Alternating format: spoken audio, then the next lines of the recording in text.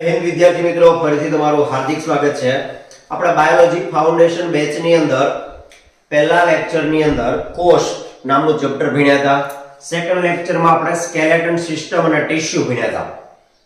હવે તમને જો બરાબર સ્કેલેટન સિસ્ટમ યાદ હોય, મનુષ્યનું કંકાલ તંત્ર યાદ હોય તો આપણે થોડાક પ્રશ્નોત્તરીથી શરૂઆત કરીએ. મનુષ્યના શરીરમાં મુખ્ય બે પ્રકારના કંકાલ એક ભણ્યા એક્સિયલ, બરાબર. એક્સિયલ એટલે મુખ્ય કંકાલ. આ મુખ્ય કંકાલમાં ધડ અને માથું બંનેનો સમાવેશ થતો. આ માથાવાળો ભાગ છે ટોટલ, આ ખોપરીવાળો ભાગ, એમાં ટોટલ હાડકાની સંખ્યા પૂછે તો આપણે ભણ્યા 29 હાડકા. જેમાં અહીંયા જે હાડકા છે આપણે જે ભાગમાં વાળ આવે કહેવાય કપાળવાળો ભાગ અથવા ક્રેનિયમ નામનું હાડકું. તો ક્રેનિયમમાં 8, ચહેરા ઉપર 14 અને 8 22. ખોપરીના ફક્ત પૂછે તો 14 + 8 22 થાય. પણ કાનના 3 ને 3 6 અને એક અહીંયા હાડકું હોય જેને કહેવાય યોળ અથવા તાળવાળું હાડકું. તો ઈ 6 + 1 7 ભેગા કરીને 29 હાડકા થાય. એટલે કોઈ વ્યક્તિને આમ ગરદન કાપી નાખવાનો તો કેટલા હાડકા જતા રહે? 29. ત્યારબાદ ભેળ્યા હતા છાતીના પિંજરામાં. તો છાતીના પિંજરામાં 12 જોડ પાસળી આવેલી છે. પાછળના ભાગની અંદર કરોડસ્તંભથી જોડાયેલી છે, આગળના ભાગમાં જોડાય તો 12 + 12 12 × 24. વચ્ચેના જે હાડકા સાથે એને જોડાણ કરે એને કહેવાય મુખ્ય હાડકું અથવા સ્ટર્નમ. તો 12 + 12 24 + 1. તો છાતીનું પિંજરું કુલ 25 હાડકાથી બનેલું છે. અને પાછળનો ભાગ જે કરોડસ્તંભ કહેવાય, ક્યાંથી શરૂ થાય? એક્ઝેક્ટ અહીંયા મગજવાળા ભાગથી લઈને કમર સુધીનો જે ભાગ છે એમાં ટોટલ હાડકાની સંખ્યા પૂછે તો 26. તમે જ્યારે નાના હો ત્યારે હાડકાની સંખ્યા 33 જેટલી હોય. એટલે 33 જો ગણો તો ઘણી વખત એવું થાય કે કરોડ સ્તંભની અંદર હાડકા 26 ની ઓપ્શનમાં હોય જ નહીં, તો તમારે 33 ટીક કરવાનું રહેશે. જન્મ સમયે હાડકાની સંખ્યા પૂછે તો 305. મોટા થઈ ગયા પછી 206. કુલ 99 હાડકા ઘટે છે, બરાબર. તો ઈ ટોટલ 26 પાછળના 25 આગળના 51 + 29 એટલે 80 હાડકા હોય. ઉપાંગીય કંકાલમાં આપણે ભણી ગયા કે હાથની અંદર, પગની અંદર. તો હાથમાં એક હાથમાં 30, બે હાથના 60, એક પગમાં 30, બે પગના 60, ટોટલ થયા 120. બાકીના જે વધ્યા હતા એની અંદર અહીંયા યાદ કરો કોલર બોન અથવા કેલ્વિક, પાછળના ભાગમાં સ્કેપ્યુલા, પગના વાળા ભાગમાં નિતંબ મેખલાની અંદર એક હોય પેલ્વિક, બરાબર. તો કેલ્વિક, પેલ્વિક અને અહીંયા સ્કેપ્યુલા, આવા ટોટલ 3 ને 3 6 હાડકા એ રીતે હોય તો 126 હાડકાનું બંધારણ ભણ્યા હતા. હવે હાડકા જે જગ્યાએ જોડાય, બરાબર, હાડકા વચ્ચે જે પ્રકારનું જોડાણ છે એને કહેવાય જોઈન્ટ. શું કહેવાય? જોઈન્ટ. જોઈન્ટને આપણે સામાન્ય ભાષામાં સાંધા તરીકે ઓળખીએ છીએ. તો આવા સાંધા કેટલા પ્રકારના આપણા શરીરમાં આવેલા છે? તો મુખ્ય પ્રકાર પાડીએ તો મુખ્ય સાંધાના 3 પ્રકાર છે. ફરીથી કહું છું, મુખ્ય પ્રકાર પાડે તો 3. એક છે ઇમૂવેબલ જોઈન્ટ્સ એટલે કે અચલ સાંધા. અચલ સાંધા એટલે ફક્ત નામ સાંધા લખેલું છે, ખરેખર ઈ હાંધા હલે નહીં એવા છે. ગુજરાતીમાં એક કહેવત છે કે સાંધા એટલા વાંધા. ખરેખર ઈ કહેવતનો બીજો અર્થ કરીએ તો જ્યાં જ્યાં સાંધા છે ત્યાં હાડકા નબળા હોય, બરાબર. હવે જો અચળ હાંધાની અંદર જે સાંધા છે ઇમૂવેબલ એટલે કોઈ પણ પ્રકારે મૂવમેન્ટ કરતા નથી, કોઈ પણ મૂવમેન્ટ વગર. ખોપરીના હાડકા તમે જો અહીંયા 8 હાડકા, ચહેરાવાળો ભાગ આખો ભાગ જોડાયેલો છે, કોઈ જગ્યાએ મૂવમેન્ટ નથી. એટલે આમાં કોઈ દી ફ્રેક્ચર થતું નથી. જેથી આમાં ફ્રેક્ચર થાય તો ખૂબ મોટી તકલીફ થાય, બરાબર. તો નોર્મલી અહીંયા જે ખોપરીના ભાગમાં જે હાડકાના સાંધા છે ને કયા સાંધા કહેવાય? ઇમૂવેબલ જોઈન્ટ્સ અથવા અચલ સાંધા. આ હાડકાના આ જે ઉપરનો ભાગ છે ને એકબીજાને જોડી રાખે એટલે આનું બીજું એક નામ છે સીવણ સાંધા તરીકે પણ એને ઓળખવામાં આવે છે. બીજું જે ઇમૂવેબલ હોય એ એકદમ મજબૂત હોય એટલે આપણું શરીરના ટોટલ ભાગની અંદર આ ભાગ સૌથી મજબૂત પણ ગણી શકાય, કારણ કે ત્યાં કોઈ પ્રકારના સાંધા મીન્સ કે સાંધા તો છે પણ કેવા છે? અચલ સાંધા છે, બરાબર. બીજું છે સ્લાઇટલી મૂવેબલ એટલે કાસ્થિમય સાંધા અને કાર્ટિલેજ જોઈન્ટ્સ પણ કહેવાય. કાસ્થિમય એટલે શું થાય? કાર્ટિલેજ. તો જો આ એવા હાડકા છે કે જેમાં કાસ્થિની સંખ્યા વધુ છે. હવે આપણે ભણી ગયા કે અસ્થિ અને કાસ્થિથી બોડી બનેલું છે. અસ્થિ એટલે હાડકા જે મજબૂત હોય એની કમ્પેરિઝનમાં કાસ્થિ. જો કાસ્થિમાં કોણ આવે? નાકનો ભાગ, કાનનો ભાગ, પછી અહીંયા શ્વાસ નળીનો ભાગ. ઈ જ રીતે આપણી જે પાસળી છે અને કરોડસ્તંભ છે. તો જો જ્યારે આપણે શ્વાસ ભરીએ તો પાસળીનો સૌથી નીચેનો ભાગ એકદમ ખુલ્લે ગાળવે છે, બરાબર. કારણ કે આ કાસ્થિની અંદર સૌથી નીચેની જે બે જોડી છે એ આસાનીથી ખુલી શકે કારણ કે સ્ટર્નમ નામના મુખ્ય હાડકા સાથે જોડાયેલી હોતી નથી. તો આ પાસળી થોડી કમથી હલબલી શકે છે અને કરોડ સ્તંભ પર તો તમે જો કરોડ સ્તંભને આપણે આમ સાઈડમાંથી ચલાવીએ, આગળ પાછળ ચલાવીએ, પણ એ કમરવાળો ભાગ છે એ સ્લાઇટલી થોડોક જ મૂવેબલ છે. હા, સર્કસના લોકો જે પ્રેક્ટિસ કરેલા હોય, જેને શરીરને વાળવાની પ્રેક્ટિસ હોય, એ તો પોતાના બોડીને સારી રીતે હલનચલન કરી શકે. પણ એક ઉંમર પછી લગભગ 20-25 વર્ષ પછી તમારું બોડી જેટલા નાના બાળકનું બોડીને જેટલું મૂવમેન્ટ કરાવી શકે એટલું કરી શકતું નથી કારણ કે અહીંયા સ્લાઇટલી મૂવેબલ સાંધા કરોડ સ્તંભમાં પાછળમાં એકબીજા હારે જોઈન્ટ થઈ ગયા હોય. બરાબર. ત્રીજા છે ફ્રીલી મૂવેબલ, જે આપણે ખરેખર ભણવાના છીએ સૌથી વધારે આ સાંધાની આપણે ચર્ચા કરીશું. ફ્રીલી મૂવેબલ, મુક્ત ચલ સાંધા, આસાનીથી. જો ફ્રીલી મૂવેબલ એટલે એનો અર્થ એવો નહીં થઈ જતો કે શરીરમાંથી આ સાંધા છૂટા પડી જાય, પણ આપણે જેટલી જરૂરિયાત છે એટલી માત્રામાં એ આસાનીથી ફરી શકે છે. મુક્ત ચલ. હવે જ્યાં પણ હાડકા બીજા હાડકા સાથે જોડાયેલા હોય એની અંદર એક ખાસ પ્રકારનું ચીકણું પ્રવાહી ભરેલું હોય જેને કહેવાય સાયનોવિયલ લિક્વિડ. શું કહેવાય? સાયનોવિયલ લિક્વિડ. હાડકાની વચ્ચે હાડકાના જોડાણ વચ્ચે ભરેલું પ્રવાહી એને શું કહેવાય? સાયનોવિયલ લિક્વિડ. અને આ સાયનોવિયલ લિક્વિડની જ્યારે જો જેમ ઉંમર વધે તો તમે સાંભળ્યું છે કે દાદા દાદી એના ઊભો થવા માટે કે બેઠવા માટે ખૂબ તકલીફ પડે. તો ઈ શેના કારણે તકલીફ પડે? તો કે એના શરીરમાં સાયનોવિયલ નામનું લિક્વિડ છે એ ઘટી જતું હોય. શું થતું હોય? સાયનોવિયલ લિક્વિડ ઘટી જાય અને ઈ ભાગની અંદર યુરિક એસિડ ઉત્પન્ન થતો હોય તો સાંધામાં કડક થવામાં, ઊંચું થવામાં ખૂબ તકલીફ અનુભવતા હોય. એની પાછળનું કારણ સાયનોવિયલ લિક્વિડ ઘટી જાય અને એની જગ્યાએ યુરિક એસિડનું નિર્માણ થાય. શેનું નિર્માણ થાય? Uric acid. તો યુરિક એસિડ જો સાયનોવિયલ લિક્વિડની જગ્યાએ આવે તો ઈ લોકોને સાંધાની તકલીફ થાય. શું થાય? સાંધાનો દુખાવો. સાંધાનો દુખાવો. તો સાંધાનો દુખાવો સાયનોવિયલ લિક્વિડની જગ્યાએ કયું લિક્વિડ ભરાવાથી થાય? Uric acid. કયું એસિડ? Uric acid. ચાલો હવે આપણે જે ભણવાનું છે ફ્રીલી મૂવેબલ જોઇન્ટ્સ. એ ફ્રીલી મૂવેબલ જોઇન્ટ્સ ની અંદર વાત કરીએ તો ટોટલ આટલા પ્રકાર પાડેલા છે. કંદુક ઉલ્લુકલ, જેને બોલ એન્ડ સોકેટ પણ કહેવાય, ઉખળી સાંધો, મિજાગરાનો સાંધો, સરકતા સાંધા અને વળી શકે તેવા સાંધા. આવા ટોટલી જો કેટલા પ્રકાર પડ્યા? 1 2 3 4 અને 5. મુક્ત ચલ સાંધાના મુખ્ય 5 પ્રકાર જે આપણા શરીરમાં સૌથી વધુ મૂવમેન્ટ કરી શકે, સૌથી વધુ હલનચલન કરી શકે એવા 5 પ્રકારના સાંધા છે. પેલું જો કંદુક ઉલુખલ અથવા બોલ એન્ડ સોકેટ. હવે બોલ એન્ડ સોકેટ એટલે શું સમજો? તમે ખીલ્લી છે, ખીલ્લી એને દીવાલ ઉપર ખૂતાડો, સેજ અમથી ખીલ્લી દીવાલની અંદર જતી રહે અને પછીનો ભાગ છે એને થોડુંક હલબલાવો તો હવે આ ખીલ્લી છે ને આમ ઉપર નીચે આગળ પાછળ આમ ચારે બાજુના ભાગમાં ફરી શકે. બરાબર? આમ ચારે બાજુના ભાગમાં ફરી શકે એટલે બોલ એન્ડ સોકેટ. સોકેટ તમે જોયું છે ને, પ્લગ માટે તમે જે યુઝ કરો તો એવા ભાગની અંદર આવા હાંધા હોય. એક તો જો સ્કંદ મેખલા અને ભુજાસ્થિ. આ સ્કંદ મેખલા અને આ ભુજ એટલે હાથ વચ્ચે જે અસ્થિ આવેલો છે ત્યાં હાજર હોય. અને કમરમાં તો કમર પણ તમે જોયું છે કે જે ડાન્સ કરવા વાળી મહિલાઓ છે એ આમ અલગ રીતે કમરને હલાવે છે તો એ કંદુક ઉલ્લુખલ. એ લોકો એટલી સારી રીતે હલાવે, આપણી જેવા કમર એવી હલાવી તો કમર છૂટી પડી છૂટેથી. બરાબર? લંબર વાળો ભાગ એમાંથી લોઅર લંબર થી છૂટો પડી જાય. પણ એ લોકો કમરના જે ભાગને હલાવે છે એ કયા જોઈન્ટને કારણે હલાવી શકે છે? કંદુક ઉલ્લુખલ. અંગ્રેજીમાં કહેવાય બોલ એન્ડ સોકેટ. હમણાં આપણે એના ચિત્ર સાથે ભણશું. બીજું છે ઉખળી હાંધો. ઉખળી છે પાઇવોટ જોઈન્ટ. અને શું કહેવાય? Pivot joint. હવે એ જો આ ગરદન છે ને, ગરદન ખરેખર ગરદન નામનું કોઈ આપણા બોડીમાં અંગ જ નથી. આ ગરદનનો આ જે આગળનો ભાગ અથવા પાછળનો ભાગ છે એ ખરેખર કોનો ભાગ છે? કરોડ સ્તંભ, મેરુદંડનો ભાગ છે. કોનો ભાગ છે? ગરદન નામનું કોઈ અંગ આપણા બોડીમાં હોતું નથી, આપણે એને ખાલી નામ પાડ્યું છે. બરાબર? તો આ જે પાછળનો ભાગ છે ઈ અહીંયા જો આ ધડની સાથે માથાની બે સાથે આમ જોઈન્ટ કરવા માટે એક પ્રકારનો કેમ ગાય ભેંસને બાંધવા માટે ખિલ્લો કૂતાડે એમ નીચેના ભાગમાં ખિલ્લો કૂતાડેલો અને આસાનીથી ખાલી થોડાક ભાગમાં વહી શકે.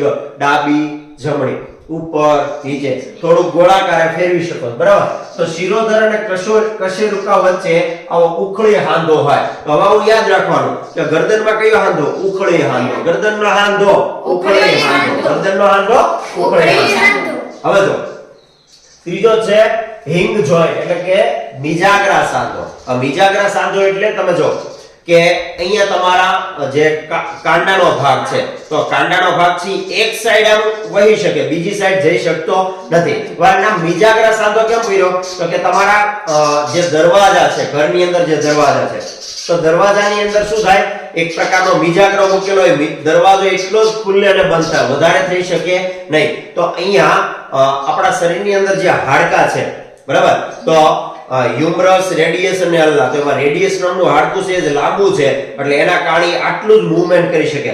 આનાથી વધારે જો એને પાછળના ભાગમાં લઈ જાય તો હાડકું ભાંગી જાય બરાબર વધુ મૂવમેન્ટ કરી શકાતી નથી. એ જ રીતે પગના ઘૂંટણના ભાગમાં જેને આપણે પટેલા નામનું હાડકું કીધું ઘૂંટણને શું કહેવાય પટેલા નામનું હાડકું તે પટેલા વાળો ભાગ છે એટલો જ આમ મૂવમેન્ટ કરી શકે છે બરાબર. તો એની અંદર કોણીમાં અને ઘૂંટણની અંદર જે સાંધો છે કેવો છે મિજાગ્રા સાંધો બરાબર. તો બહુ સરળ યાદ રહે ગરદનમાં ઉખળી સાંધો ગરદનમાં ઉખળી સાંધો. હવે હાથની કોણી અને પગના ઘૂંટણ હાથની કોણી અને પગના ઘૂંટણ એમાં કયો સાંધો મિજાગ્રા સાંધો હોય.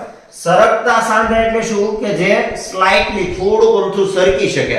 તો અહીંયા જો આ જે ભાગ છે કાર્પલ અને મેટાકાર્પલ એટલે કે કાંડું અને અગ્રકાંડું. જો આને શું કહેવાય આ ધ્યાન રાખજો આ છે એક્ઝેક્ટ આ ભાગ કાંડું એનાથી ઉપરનો આ હથેળીનો પાછલો ભાગ છે કેવો અગ્રકાંડું શું કહેવાય. આપણે આને સાયન્ટિફિક નેમ શું આપ્યા હતા કાર્પલ એન્ડ મેટાકાર્પલ કાર્પલ એન્ડ મેટાકાર્પલ. આ કાર્પલ અને મેટાકાર્પલ છે અગ્રકાંડું અને કાંડું ઈ એકબીજા ઉપર સરકી શકે બરાબર. અહીંયા એકબીજા ઉપર હાડકા સરકી શકે તેવી સંરચના આવેલી હોય તો એને કહેવાય સરકતા સાંધા. હવે જો વળી શકે એવા સાંધાને શું કહેવાય સેડલ. આ ખરેખર સેડલ સાંધા છે એટલે કે અંગૂઠો ઈ આનો જ એક ભાગ છે બરાબર. અંગૂઠો જો તમે અંગૂઠો આપણે ભણી ગયા કંદુક ઉલ્લુખલ અને આપણે તમે જો ખભાના ભાગની અંદર જે હાડકું છે ખભાનો ભાગ છે આ રીતે અને આપણે ગુજરાતી અંદર શું કહીએ ખબર ખલ દસ્તો. ગુજરાતી શું નામ છે ખલ દસ્તો. તો તમે ખાઈ જોઈ છે કે આમ ખાઈ એના અંદરના ભાગમાં એક દસ્તો એ દસ્તો આટલો આમ રોટેટ કરી શકે. તો કંદુક ઉલ્લુખલમાં જો છેલ્લો શબ્દ આવ્યો સોકેટ નો એસ આવ્યો શું આવ્યો બરાબર. તો બોલ એન્ડ સોકેટ ગુજરાતીમાં એને અંગ્રેજીમાં કહેવાય બોલ એન્ડ સોકેટ. તો સોકેટના છેલ્લા શબ્દો ઉપર ત્યાં એનો જ એક પ્રકાર છે એનો જ એક નાનકડો પ્રકાર છે સેડલ સાંધો. તો અંગૂઠો જો આંગળીઓ જેટલી વળી શકે એના કરતા અંગૂઠો કંઈક વિશેષ રીતે વળી શકે તો એની પાછળનું કારણ છે વળી શકે એવા સાંધામાં એમાં સેડલ. તો એમાં ઉદાહરણ પૂછે તો અંગૂઠા વાળો સાંધો છે. આ ખરેખર કોનો એક જ પ્રકાર છે કંદુક ઉલ્લુખલ અથવા ખલદસ્તો અથવા બોલ એન્ડ સોકેટ બરાબર. તો બોલ એન્ડ સોકેટ વાળા સાંધા ક્યાં હોય એક તો સ્કંદ મેખલામાં એટલે ખભા વાળા ભાગમાં. બીજું પગ જેની સાથે જોડાયેલા છે કેવા પેલ્વિક હાડકાને શું કહેવાય પેલ્વિક. તો પેલ્વિક વાળો ભાગ અને આ ભાગ તમારે જો આ રીતે રોટેટ કરાવી શકો છો આ રીતે બરાબર. તો તમે જોયું છે કે દસ્તો છે એ ખાઈની અંદર આ રીતે ગોળવે ફરીએ કે ઉપર નીચે જઈએ કે ડાબી બાજુ પણ એની એક લિમિટેશન હોય શું હોય એક પ્રકારની લિમિટેશન હોય. તો ટોટલી મુક્તચલ સાંધાને આવા 5 ભાગમાં વિભાજિત કરવામાં આવે છે. તો અસ્થિ અને કંકાલ તંત્રનો જે સાંધાવાળો ટોપિક પૂરો થાય છે પણ એના આધારિત જેટલા પ્રશ્નો કરી છે એ પણ આપણે અહીંયા રજૂ કર્યા છે. જો શરીરનું સૌથી લાંબુ હાડકું પૂછે તો જાંઘનું હાડકું જેને આપણે ફીમર કહેવાય શું કહેવાય ફીમર. હવે સમજો કે સૌથી લાંબુ હાડકું છે તો તમે જો વિચારો કે જે હાડકું ખૂબ જ ઘનત્વ ધરાવતું હોય વધુ ડેન્સિટી ધરાવતું હોય તો એકદમ વજનમાં ભારે થઈ જાય અને ઈ પગના ભાગને આપણે ઉચકાવીને એક જગ્યાએથી બીજી જગ્યાએ લઈ જવામાં તકલીફ અનુભવાય. આવું ન થાય એટલે ભગવાને આ હાડકાને કેવું બનાવ્યું પોલું હાડકું બનાવ્યું. કેવું બનાવ્યું એટલે તમે આપણે હાડકા જ્યારે દોર્યા હતા ત્યારે તમને બધાને ખ્યાલ છે કે અંદરના ભાગમાં બોન મેરો આવેલું શું આવેલું હોય બોન મેરો. તો સૌથી લાંબુ હાડકું છે સૌથી લાંબુ હાડકું તો ફીમર જાંઘનું હાડકું જે એકદમ પોલું હોય અંદરના ભાગમાં બોન મેરો એટલે અસ્થિ મજ્જા હોય ઈ અસ્થિ મજ્જામાંથી જ લોહીનું નિર્માણ થાય અસ્થિ મજ્જામાંથી લોહીનું નિર્માણ થાય અને બોન મેરો કહેવાય. સૌથી નાનું હાડકું પૂછે તો કાનની અંદર આવેલું સ્ટેપ હથોડી એરણ પેગડું સ્ટેપ પગા જેવું હોય એટલે એનું નામ સ્ટેપ પડ્યું બરાબર. તો સ્ટેપ અથવા પેગડું જે કાનમાં હોય. સૌથી ચમકતું હાડકું પૂછે તો એનું નામ છે ટીબિયા. શું નામ છે ટીબિયા. પગમાં ક્યાં હોય તો ઘૂંટણની નીચે તમારા અંગૂઠા છે પગના બરાબર. તો ઘૂંટણની નીચે તમે જાઓ એટલે અંગૂઠાવાળી સાઈડની અંદર જે મુખ્ય મોટું હાડકું છે કયું છે ટીબિયા. ઈ ચમકતું હાડકું એવું શું કામ કીધું હવે સમજો. તો કે બાકી બધા હાડકાને આપણે જ્યારે જોઈએ તો આ હાડકું થોડુંક વધારે પોલિશ કરેલું જેવું છે. કોના જેવું છે? પોલિશ કરેલું, એટલે ચળકતી સપાટી. બાકી બધા થોડા ખરબચડા દેખાય. તો સૌથી ચમકતું હાડકું પૂછે તો ટીબિયા. સૌથી ચમકતું હાડકું પૂછે તો ટીબિયા. સૌથી નબળું હાડકું પૂછે તો અહીંયા તમે જો ખભાની અંદર તમે જો કસરત કરતા તે લોકોને અહીંયા એક હાડકું ઊંચું નીચું થતું હોય. આમ કસરત કરો તો એક હાડકું અહીંયા ઉપર આવે કરે, બરાબર? તો ખભાનો ભાગ એની સાથે જે જોડાણમાં અહીંયા કેલ્વિક નામનું હાડકું છે સૌથી નબળું છે. કેવું છે? સૌથી નબળું. આનું એક નામ બ્યુટી બોન પણ છે. શું નામ છે? બ્યુટી બોન. અને ખભામાં છે ને ખભાના આ ભાગમાં જો કોલર છે એટલે એનું એક નામ કોલર બોન છે. તો સૌથી નબળું કેલ્વિક. સૌથી નબળું કેલ્વિક અથવા બ્યુટી બોન અથવા કોલર બોન તરીકે પણ એને ઓળખવામાં આવે છે. સૌથી મજબૂત હાડકું પૂછે તો જો સૌથી વધુ મજબૂત પૂછે તો મજબૂતાઈની અંદર જેમાં તાકાત વધુ હોય એવું પણ તો આ જડબાનું હાડકું. આ જડબામાં ઉપર અને નીચેના બે હાડકા આવે. હવે ફળંગ એક જડબું ગણાય, પણ મેક્સિલા મેન્ડિલા નામના બે હાડકા હોય. કેવા? મેક્સિલા અને મેન્ડિલા. મેક્સિલા મેન્ડિલા. તમે જોયું છે કે સિંહ જે કાંઈ શિકાર કરે અથવા શિકારી પ્રાણી જે શિકાર કરે એમાં એના જડબાના હાડકાનો ઉપયોગ કરે. તો સૌથી વધુ જડબામાં તાકાત હોય. તો તાકાતવરમાં તાકાતવર હાડકું પૂછે, મજબૂત હાડકું પૂછે તો કોણ આવે? જડબાનું હાડકું. મજબૂતમાં મજબૂત હાડકું જડબાનું હાડકું. મજબૂતમાં મજબૂત જડબાનું હાડકું. નાનું પૂછે તો ફીમર, નાનું પૂછે તો સ્ટેપ, ચમકતું પૂછે ટીબિયા, મજબૂત પૂછે તો જડબાનું, નબળું પૂછે તો કેલ્વિક. નબળું પૂછે તો કેલ્વિક. ઓકે. સૌથી વધુ હાડકા ક્યાં આવેલા હોય? તો આપણે જેટલા પણ અસ્થિતંત્ર ભણ્યા તેમાં ફ્લિન્જીસ આંગળીઓમાં. જો તમને એમ થાય કે સાહેબ કરોડ સ્તંભમાં તમે 26 લખાવ્યા હતા. કરોડ સ્તંભમાં કેટલા લખાવ્યા હતા?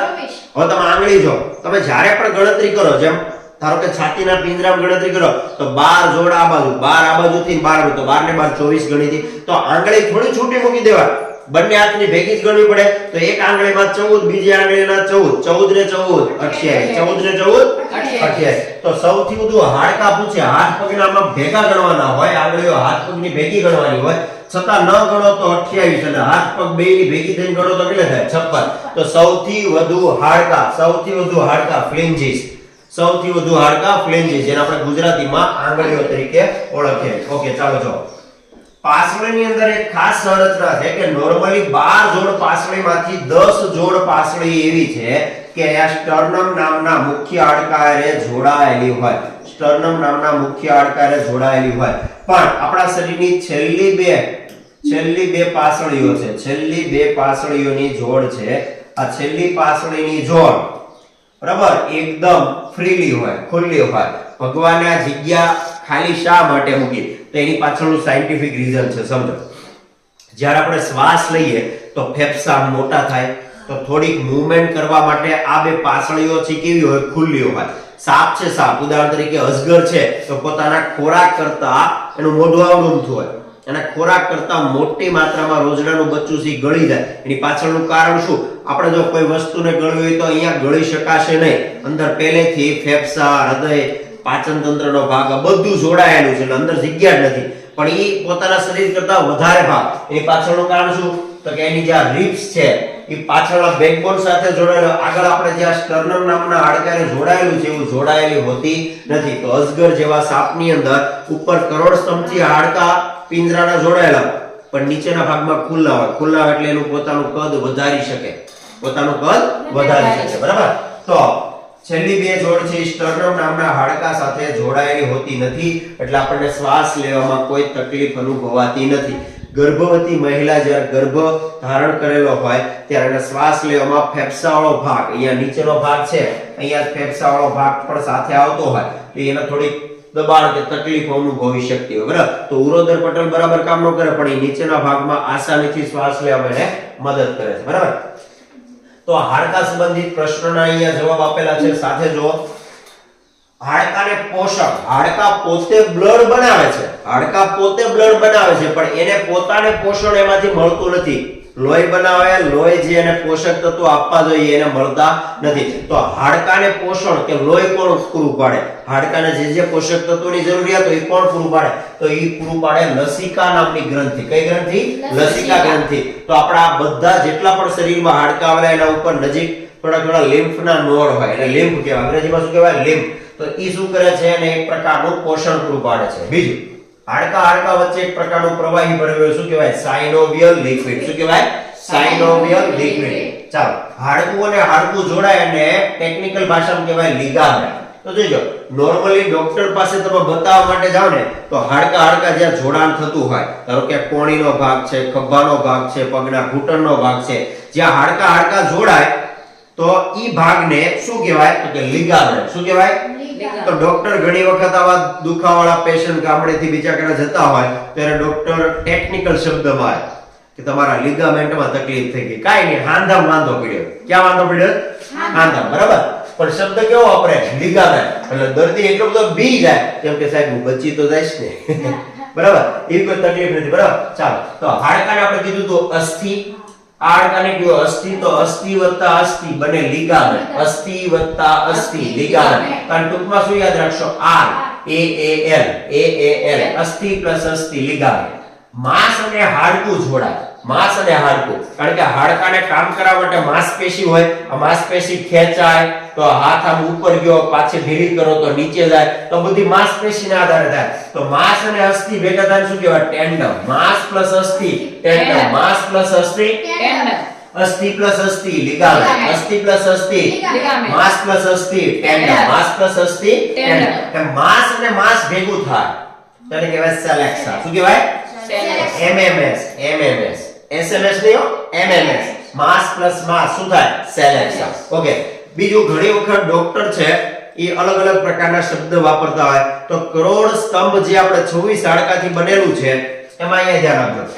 આ શરૂઆતના 7 જેટલા હાડકા, એટલે ગરદનના ભાગથી શરૂ થઈને આ છાતીના પિંજરાની પાછળનો ભાગ આવે ને આટલો, એમાં 7 હાડકા આવેલા છે. એ ડોક્ટરની સર્વાઇકલ કે શું કે ગરદનવાળા ભાગને શું કહેવાય? સર્વાઇકલ. તો અહીંયા દુખાવો થતો હોય તો ડોક્ટર પાસે બતાવો તો ડોક્ટર શું કહે કે સર્વાઇકલ પેઇન છે. સર્વાઇકલ એટલે બીજું કાઈ નહીં, ગરદનના 7 હાડકામાં ક્યાંક દુખાવો થાય તેને શું કહેવાય? Cervical pain. શું કહેવાય? Cervical pain. છાતીના પિંજરાની પાછળ જે હાડકા આવેલા છે એને શું કહેવાય? થોરેસિક. શું કહેવાય? થોરેસિક. અને આપણે જ્યારે બેઠીએ તો બેઠવા માટે જે પાછળ સપોર્ટની જરૂર પડે તો એક હાડકું આવેલું હોય એને કહેવાય લંબર. શું કહેવાય? લંબર. તો કમરમાં જે હાડકું આવેલું હોય સપોર્ટ માટે આપણે જરૂર પડે, શાંતિથી એમને લાંબા સમય સુધી બેહો તો આપણને એમ થાય કે ટેકાની જરૂર છે.